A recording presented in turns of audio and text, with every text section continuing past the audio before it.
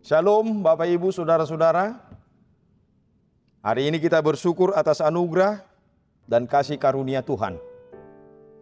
Kami menyapa Bapak Ibu Saudara-saudara dalam sukacita. Bagi Bapak Ibu Saudara yang telah menerima anugerah Tuhan melalui ulang tahun kelahiran dan ulang tahun pernikahan pada hari ini, biarlah Tuhan melimpahkan berkat dan karunia serta sukacita dan kebahagiaan bagi saudara-saudara sekalian.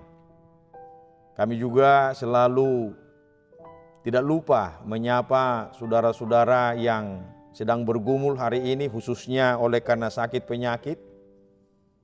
Doa kami kepada Tuhan, permohonan kami kepada Tuhan, kiranya Tuhan mengurapi obat dan makanan menjadi saluran kesembuhan bagi Bapak Ibu Saudara sekalian. Sebelum kita mendengarkan firman Tuhan, sejenak marilah kita berdoa.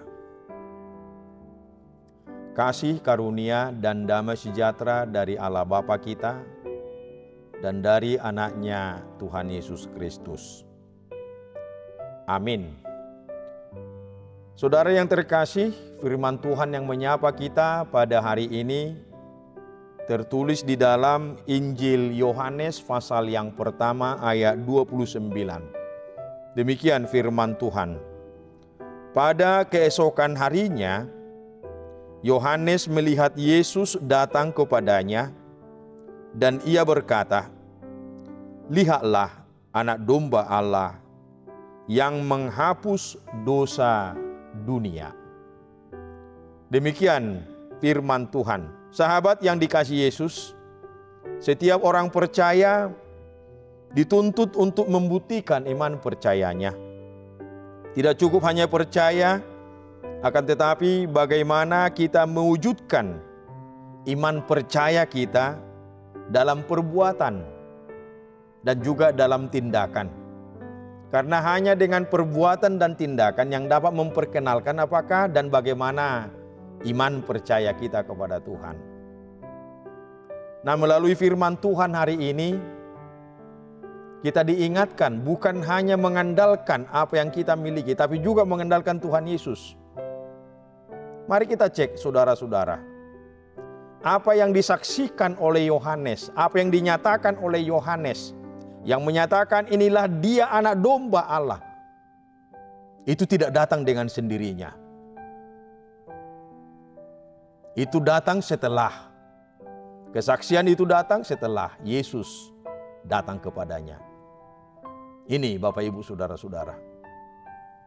Dan setiap mulut-mulut orang pada zaman ini, pada saat ini, ketika dia mampu menyaksikan, ketika dia mampu menyatakan ini adalah anak domba Allah, itu tidak datang dengan sendirinya. Karena Yesus Kristus datang ke tengah-tengah kehidupan kita. Kerelaannya meninggalkan tahta kemuliaannya untuk datang ke tengah-tengah dunia ini. Bahkan mengambil rupa sebagai seorang hamba. Itu yang harus kita syukuri. Yang memiliki Tuhan Yesus sebagaimana yang kita imani dan yang kita percayai. Yang kedua, bahwa kita perlu mengenal dan mengimani siapa yang akan kita beritakan tersebut. Jika Yesus yang menjadi topik pemberitaan kita, maka mari kita mengenal Dia dengan baik. Mengimani Dia dengan baik. Tanpa mengenal, mustahil kita bisa memperkenalkannya. Mustahil kita bisa memberitakannya. Nah, bagaimana caranya? Firman Tuhan. Firman Tuhan menjadi satu-satunya cara untuk mengenal Yesus lebih baik dan lebih dalam lagi. Oleh sebab itu, kita harus memelihara firman Tuhan dalam hidup kita.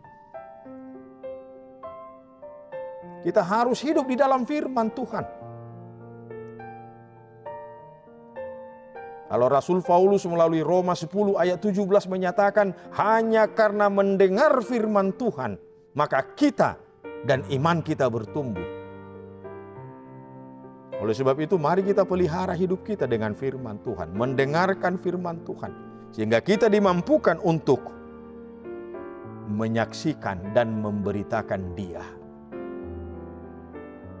Nah, pada hari ini kita diingatkan untuk itu. Jangan sampai hari-harimu berlalu tanpa engkau mendengar atau bahkan membaca firman Tuhan dan merenungkannya, serta mencoba untuk mengeksekusi, melakukan firman Tuhan itu dalam hidupmu. Maka percayalah, Tuhan akan menolongmu. Tuhan akan lebih menyatakan maksud dan tujuan Dia datang ke dunia ini dan memilih engkau supaya engkau menjadi bukti kesaksian Tuhan di tengah-tengah dunia ini. Sebagai alat kesaksian Tuhan di tengah-tengah dunia ini. Bersyukurlah jika kita masih diingatkan pada hari ini.